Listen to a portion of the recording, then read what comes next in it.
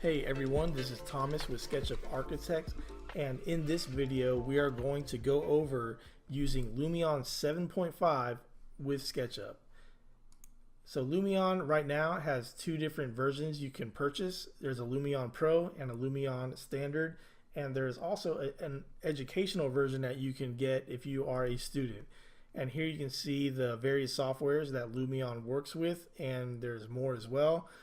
But right now we are just going to go over using Lumion with SketchUp, and the version that I will be using in this lesson is Lumion 7.5, and it is the standard version, not the pro version, which there will be some limitations with this limited version, but as you will see, there's still a lot you can do to create fantastic renderings and videos. So let's go ahead and get started.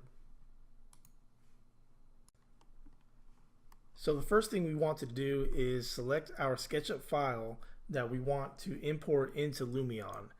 So if you followed some of my other lessons, this is the model that we created from our 2D to 3D lesson. So what I'm going to do is I'm going to take this model and import it into Lumion. Now, some brief items to consider when you're importing a model into Lumion. You always want to assign a material to every surface that you want to be rendered or that you want to tweak or you want to adjust in your model.